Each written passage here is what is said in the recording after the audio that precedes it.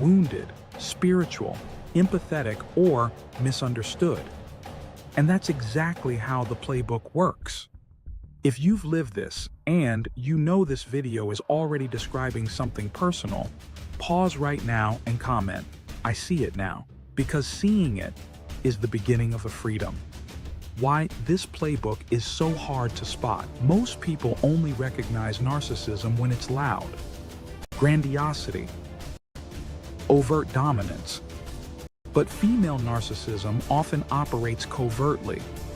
It hides behind emotional vulnerability, victimhood, moral superiority, spiritual language, nurturing behavior. "I'm just sensitive. I've been hurt before." She doesn't need to overpower you physically. She overpowers you psychologically and emotionally. And she does it while looking like the reasonable one. That's why so many people leave these relationships saying, "I don't even know what happened to me." That's not an accident. That's phase 1 of the playbook. Phase 1, the mirror, how she hooks you. The first phase is mirroring. She studies you. Not consciously at first, but instinctively.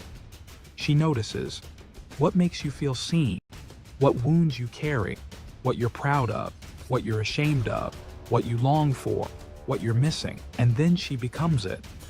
Not because she is it, but because she knows you'll bond to it. She mirrors your values, your humor, your spirituality, your trauma, your dreams. You think, "I've never met anyone who understands me like this." That's the hook. But here's the truth most people don't want to hear. She didn't understand you. She studied you. And that distinction matters. Because empathy connects. Mirroring captures. Why it feels spiritual or fated. Many people say, "It felt like God brought us together." That's not always wrong. But here's the nuance. The connection didn't feel powerful because she was special. It felt powerful because you are deep. Female narcissists are drawn to empaths, spiritual people, conscientious partners, people with integrity, people who self-reflect, people who feel deeply. She didn't create the depth. She entered it.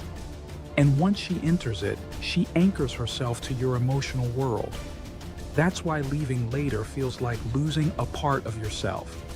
Phase 2, emotional investment without safety. Once the bond forms, the playbook shifts. She encourages deep talks early, trauma sharing, emotional vulnerability. "I've never told anyone this." Conversations. Accelerated intimacy. But notice what's missing. Safety.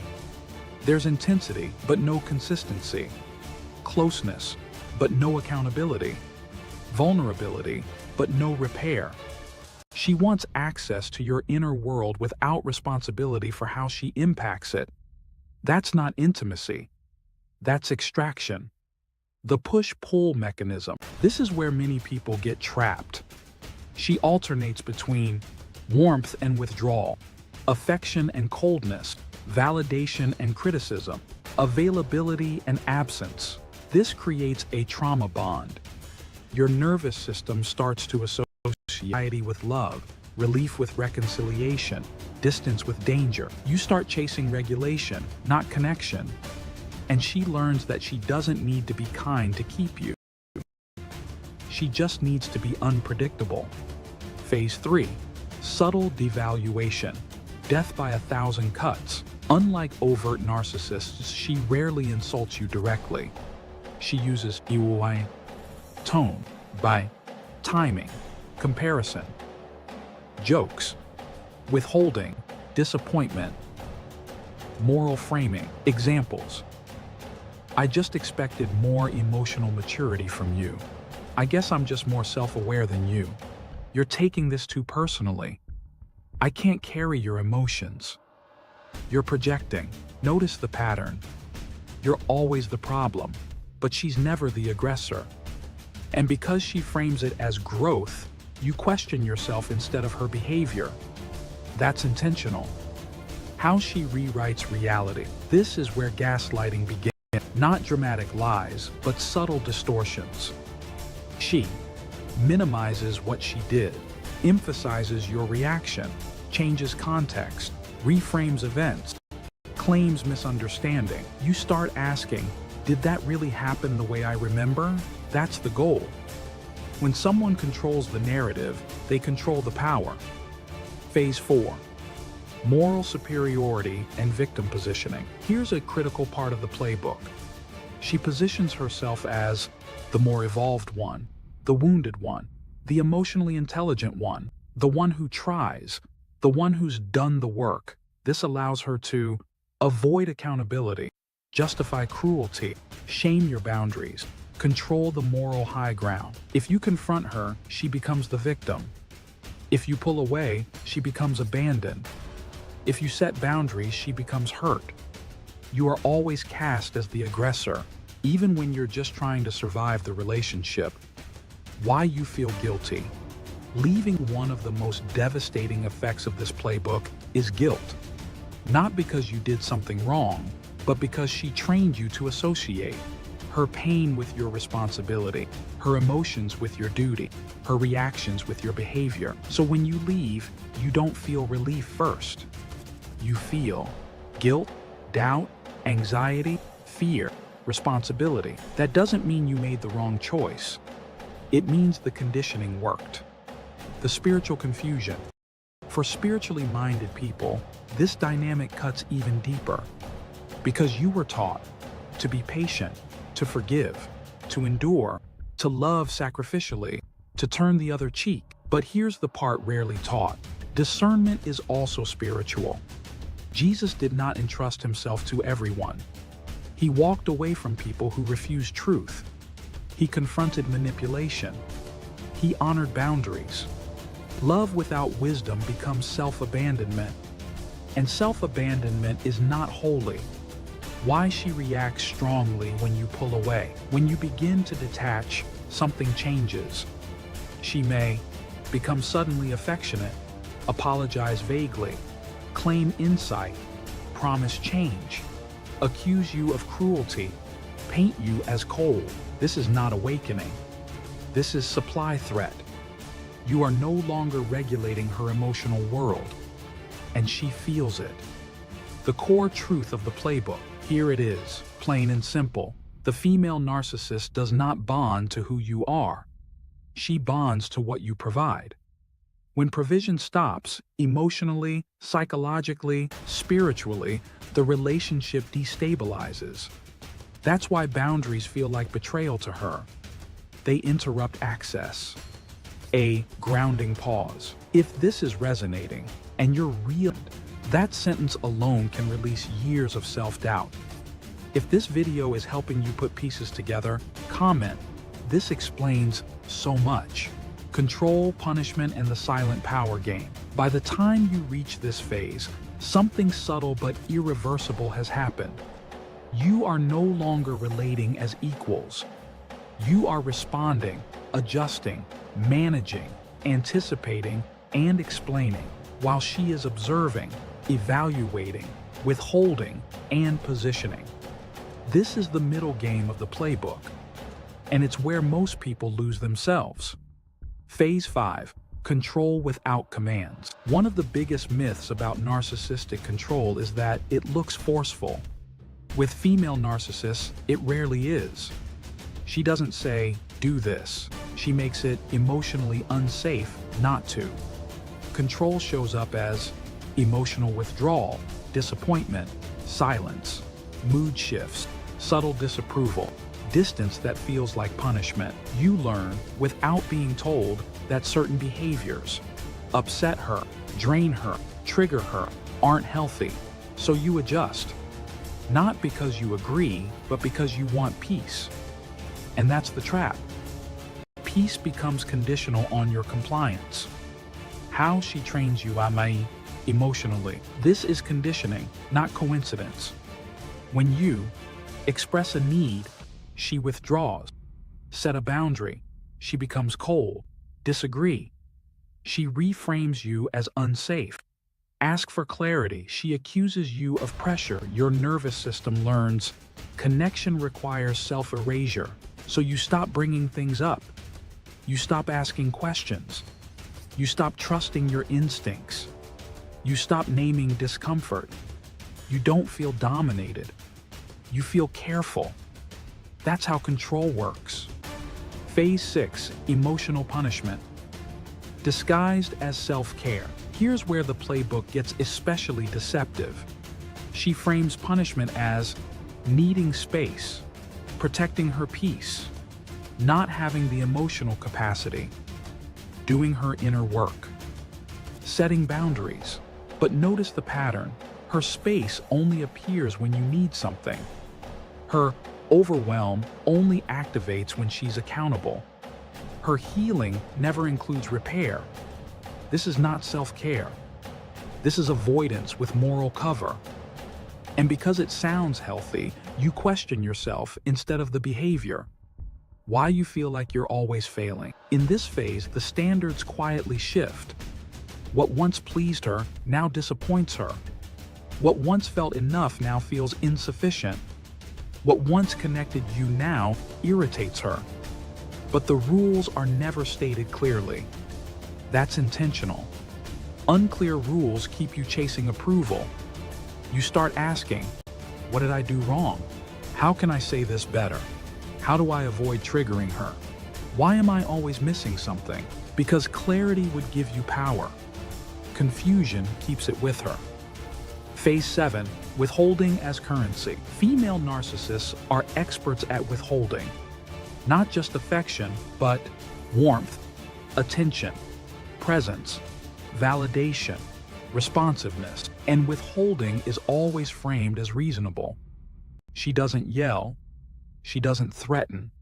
She simply becomes unavailable. And because the bond is already formed, your nervous system reacts with urgency. You feel anxious, panicked, guilty, responsible, so you move toward her. You apologize, even when you don't know for what. You soften, even when you were hurt. You explain, even when clarity already existed. Withholding trains pursuit. Why? Logic never works. One of the most painful realizations comes here. You think, if I just explain it better, she'll understand. But logic doesn't work with narcissistic dynamics. Because the issue is not misunderstanding. The issue is power. Understanding would require accountability. Accountability would require vulnerability. Vulnerability threatens control.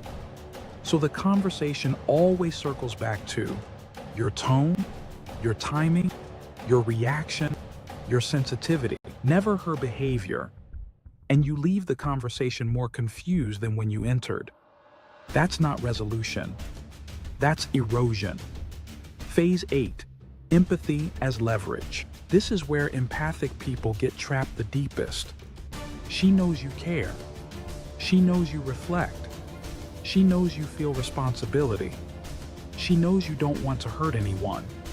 So she uses her trauma, her past wounds, her fears, her stress, her mental health, not to heal, but to silence your needs. You start thinking, I can't bring this up. She's already dealing with so much. Your empathy becomes a weapon used against you, and the relationship becomes one-sided caregiving. The slow loss of self. This phase doesn't explode. It fades. You notice. You're less expressive. You're quieter. You second-guess yourself. You feel tired after interactions. You don't feel fully seen anymore, but you can't pinpoint why. That's because there was no single blow, just thousands of tiny cuts. Phase 9, pre-discard behavior, even if she doesn't leave. Here's something many people miss. The discard doesn't always look like abandonment. Sometimes it looks like emotional detachment, loss of curiosity about you, reduced effort, minimal presence, indifference masked as calm. She may still be there physically, but she's already gone emotionally. Why? Because once you stop feeding admiration, compliance, or emotional regulation, your value in the dynamic shifts. She doesn't mourn the connection. She mourns the loss of supply. Why? She rewrites history. As detachment begins, she starts reframing the past. Suddenly, she always felt unseen. You never showed up. She tried everything. You were too much. The relationship was unhealthy. This protects her self-image. If she acknowledges harm, she must acknowledge responsibility. So the story changes. And if you challenge it, you're labeled defensive, unhealed, in denial, unsafe. You cannot win this narrative battle. And you're not meant to. The core middle game strategy, here it is plainly. She creates a dynamic where you overfunction, she underfunctions, you self-reflect, she self-justifies, you chase clarity, she controls access, and by the time you realize what's happening, you're already deeply entangled. A grounding reset, pause, here, take a breath, and say this: I didn't lose myself overnight, I was trained to disappear. If that sentence lands, comment, that explains it. The discard, the hoover, and how you finally exit the game. By the time you reach this phase, you are no longer confused because you don't understand.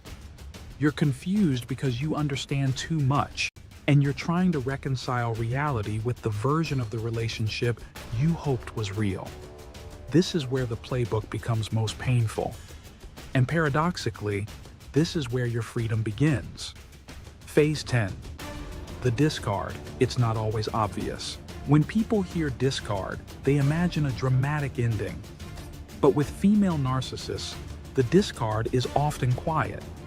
It looks like emotional indifference, reduced effort, minimal curiosity about your life, polite distance, calm detachment. She doesn't rage. She doesn't beg. She doesn't explain.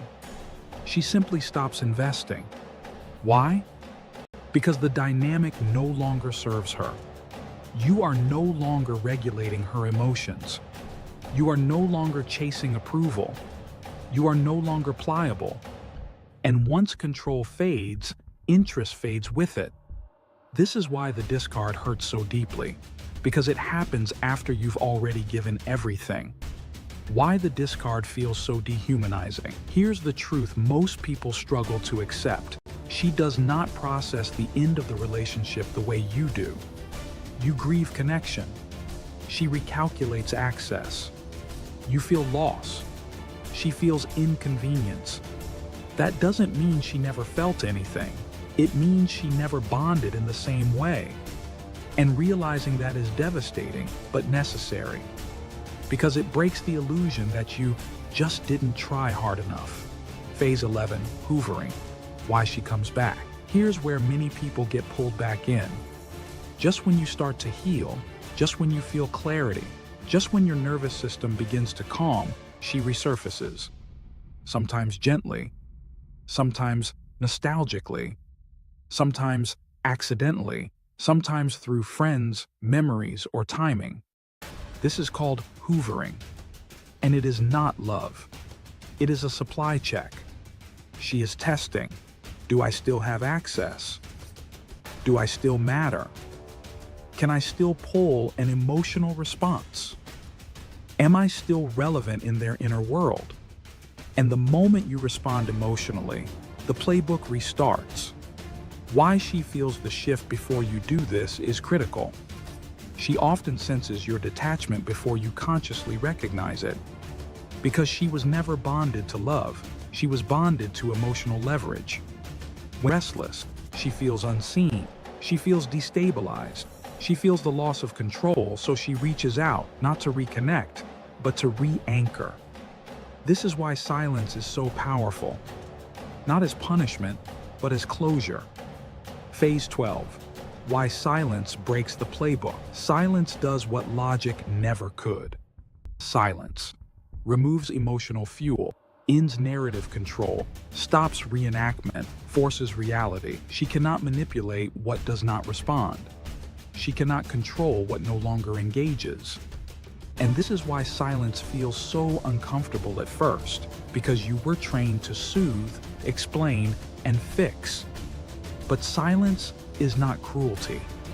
Silence is self-respect. The final exit, you stop participating. This is the moment the playbook ends. Not when she understands. Not when she apologizes. Not when she admits wrongdoing. It ends when you stop playing your role. You stop explaining your pain, defending your boundaries, seeking understanding, offering emotional labor, hoping for insight. You accept the truth. And acceptance is the most powerful form of closure. What healing actually looks like. Healing does not look like indifference overnight. It looks like less emotional charge, more clarity, shorter recovery times, stronger boundaries, less self-doubt. One day you realize you no longer replay conversations. You no longer wonder what you should have said. You no longer crave validation. You feel neutral. That's freedom. Why you were targeted and why it ends with you.